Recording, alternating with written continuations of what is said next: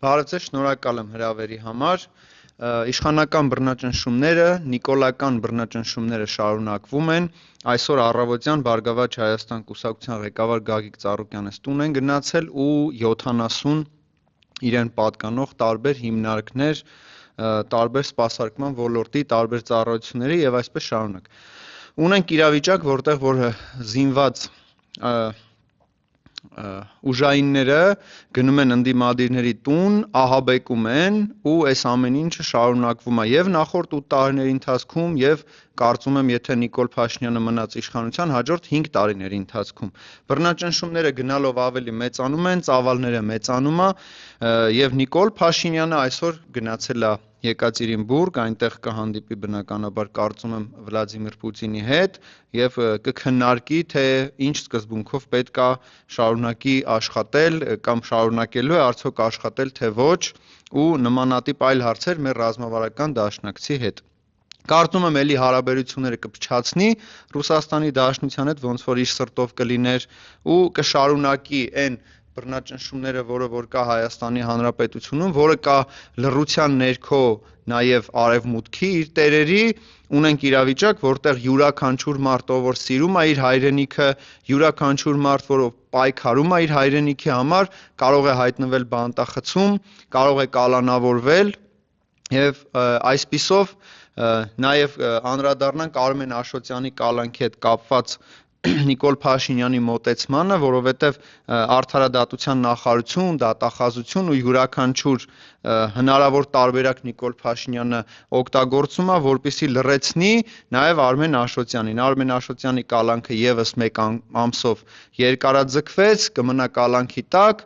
դեռևս պարզ չի ինչի համար, հանուն ինչի եւ այսպես շարունակ։ Մենք բնականաբար գիտենք հանուն ինչի, Արմեն Աշոտյանը մերկացնում էր Նիկոլ Փաշինյանի ստերը, Արմեն Աշոտյանը բացատրում էր, թե որտեղ է մեզ Նիկոլ Փաշինյանը գցում, այսպես կոչված, նենց որ սիրելի հայրենակիցներ ունենք մի իրավիճակ, որ Արմեն Աշոտյանը եւս մեկ ամսով կալանքի տակ կմնա միայն նրա համար, որ ինքը Արմեն Աշոտյանն է, որ ինքը հանրապետական կուսակցության փոխնախագահն է, որ ինքը հանրապետական է, որ ինքը պայքարում է Հայաստանի համար ու պայքարում էր Արցախի համար եւ այսպես շարունակ։ Այնպես որ դեռ կարծում եմ այս բռնաճնշումները ցավոք սրտի կշարունակվեն, կհասնեն մյուս ընդդիմադիրներին, որովհետև Նիկոլ Փաշինյանը ոչնչի առաջ կանգ չի առնում, ինչպես ժամանակին Ռուբեն Ռուբինյանը ավարտական իրենց նախընտրական քարոզարշավի ավարտական փուլում խոստացավ, որ լինելու է վենդետա ու չպատժվեց բնականաբար այդ սպառնալիքի համար, մեր իրավապահները լռեցին, այդ վենդետան շարունակվում է ու այս վենդետան շարունակվելու է այնքան ժամանակ, ինչքան այս իշխանականները այս ամենաթողության շրջանակներում անում են այն ինչ ուզում են, կատարում են այն ինչ ուզում են ու այս ճնշումների արդյունքում մեր երկիրը կգլորվի անդունդը ու հետո կմեղադրենք մեկս մյուսին, որ այ մեղավոր էին ռուսները, պարսիկները, չգիտեմ, արևմուտքը եւ արևելքը, բայց այնուամենայնիվ ունենք մի իրավիճակ, որտեղ համար մեկ մեղավորը Նիկոլ Փաշինյանն է ու ամենակարևոր նախապայմանը պետք է լինի բոլորիս, հայ ժողովրդի, ընդդիմադիրների, ինչպես նաև արդեն ընդդիմադիրների, ովքեր ունենալու են մանդատներ, որ համար մեկ օրակարգը պետք է լինի սահմանադրական ճանապարհով Նիկոլ Փաշինյանի հեռացումը, որpիսի այս ամեն ինչը կանգնեցվի եւ կասեցվի, այլապես մենք կունենանք մի իրավիճակ, որտեղ որ կլինեն անդառնալի կորուստներ, տարածքային կորուստներ եւ այսպես շարունակ։ Ու ցավոք սրտի սա այն իրականությունն է, որի մեջ մենք ապրում ենք։ Ուրեմն մյուսը մանդատների մասով ընդդիմությունը հայտարարեց ուժեղ Հայաստանը եւ Հայաստան դաշինքը, որ կվերցնեն մանդատները, բնականաբար Բարգավաճ Հայաստանին բռնաճնշումների արդյունքում, ՍԴ-ի բողոքարկման արդյունքում նաեւ չհաջողվեց, որպիսի հայտնվեն ազգային ժողովում, իրենց մանդատները գողացավ Նիկոլ Փաշինյանը, այնպես որ կունենանք ազգային ժողով Նիկոլ Փաշինյանի 64 մանդատների ներքո ու այն իրավիճակը, որ կստեղծվի ազգային ժողովում դեռևս պարզ չի, բայց պայքարը պետք է շարունակել, պայքարի ջահը պետք է վառ պահել, որովհետև Նիկոլ Փաշինյանին ձեռնտու է, որպեսզի ոչ ոք չպայքարի հայրենիքի, Հայաստանի Հանրապետության ինքնիշխանության եւ իրական խաղաղության համար։ Ունենք նաև Նիկոլ Փաշինյանի տարբեր վոյաժներ նախատեսված, բնականաբար Ռուսաստանից կվերադառնա ու իր արձակուրդը բնականաբար կօգտագործի, որպեսզի այս իրավիճակը թեժացնի, հասցնի նրան, որպեսզի մեր հայրենակիցներին փորձի ավել լռեցնել, իր աշխատանքները շարունակի։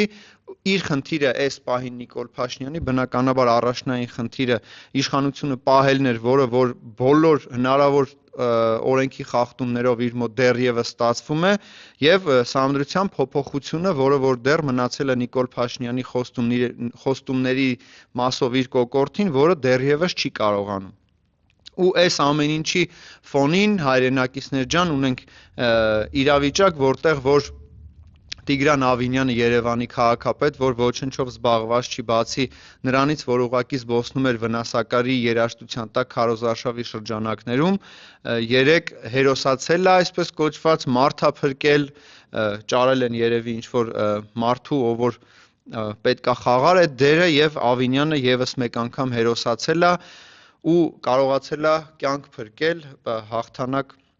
կամրջից մարդու կյանքա Ավինյանը փրկում, բայց Ավինյանը վերցնում է կյանքեր, որովհետև օդի աղտոտվածությունը, Երևանի հետ կապված այս իրավիճակը, մասնավորապես նաև խցանումների մասով, այս շինարարությունները, որ գնում է այդ մասով ու այն ամեն ինչը, որ կատարվում է, թանկացումները տրանսպորտից մինչև բոլոր հնարավոր տարբերակներ, գույքահարկ եւ այլն։ Ու այս ամեն ինչի ֆոնի վրա Տիգրան Ավինյանը մենք չգիտենք ինչի վրա է ուրախ, ինչ է ուզում, ինչա տվել չի կարող վերցնի մեր քաղաքացիներին, բայց այնուամենայնիվ ունենք իրավիճակ, որտեղ որ Հայաստանի Հանրապետությունը ուղղակի դրված է այսպես կոչված ստոպի վրա ու պատկերացում չունենք ինչա լինելու մեր հետ ոչ միայն Երևանում, այլ ընդհանրապես Հայաստանի Հանրապետությունում։ Այս ամեն ինչի հետ կապված բնականաբար կունենանք նոր վերլուծություններ, երբ որ կհասկանանք ինչ է կատարվում իրականում, որովհետև դեռ պարզ չի ինչ են ուզում իշխանությունները, անգամ պարզ չի թե ինչ ճակատագիր կունենա Ալեն Սիմոնյանը, ում քաղաքացիական պայմանագիր կուսակցությունը գցեց եւ ազգային ժողովի նախագահի պաշտոնից հանեց։ Բնականաբար Ալեն Սիմոնյանի հետ կապված ամեն ինչ պարզ է, իր հետ ինչ էլ կատարվի ու ինչ էլ անեն քաղաքացիական պայմանագիր կուսակցության անդամները Նիկոլ Փաշինյանից սկսած ամեն ինչ արդար է, այդ առումով մենք անարդար ոչինչ չենք տեսնում, բայց այնուամենայնիվ հայրենակիցներ ջան, ես կուզեի, որպեսզի մենք շարունակենք պայքարել մեր հայրենիքի համար, Հայաստանի Հանրապետության համար, իրական խաղաղության համար եւ բնականաբար այս իշխանությունների հեռացման համար։ Դրա համար պետքա չխնայել ջանք ու եռանդ, անկախ այս բռնաճնշումներից ես ձեզ վստահեցնում եմ, որ բոլորին հնարավոր չի լռեցնել, բոլորին հնարավոր չի կանգնեցնել ու բոլորին հնարավոր չի բանտարկել։ Այնպես որ պատմության տարբեր ժամանակահատվածներում եղել են նաև Նիկոլ Փաշինյանի նմանները, ցավոք սրտի Նիկոլ Փաշինյանի նման ազգակործան դավաճան երբևիցե չենք ունեցել, բայց այնուամենայնիվ ունենք այն ինչ ունենք։ Պետքա ոչ թե համակերպենք այս իրականության հետ, այլ փորձենք պայքարենք, ելքեր գտնենք, հավաքական ընդդիմությունը համախմբի ժողովրդին, որպեսզի կարողանանք դիմակայել այն մարտահրավերներին, որոնք ունենալու ենք, որոնք մեջով մենք անցնելու ենք, ազգովի, որի մեջով անցնում ենք արդեն 8 տարի շարունակ, այնպես որ մի հուսահատվեք, քանի դեռ բարին չի հաղթել, ուրեմն ամեն ինչ չի ավարտվել, մենք Աստծո ժողովուրդ ենք, պետք է պայքարենք, մենք ի ծնե պայքարում ենք ու մեր պայքարը շարունակվում է այն ժամանակվանից, ինչ մենք կանք այս մոլորակի վրա, այս երկրի վրա, այնպես որ մի հուսահատվեք, սա էլ կանցնի, ոչ մի իշխանություն հավերժ չի, յուրաքանչյուր իշխանություն ժամանակավոր է, անգամ չարի իշխանությունը, Նիկոլի իշխանությունը, այնպես որ մաղթում եմ մեզ ուժ, տոկունություն եւ բնականաբար մաղթում եմ մեր գերիներին բարի վերադարձ, փորձենք հնարավորինս մեր ուժերի ներածին չափով նպաստենք նրան, որպեսզի մեր գերիները վերադառնան, մեր քաղբանտարկյալները լինեն ազատության մեջ եւ վերջի վերջո մենք կարողանանք վերջնականապես ազատագրենք Հայաստանի Հանրապետությունը քաղաքացիական պայմանագիր կուսակցությունից։ Շնորհակալություն։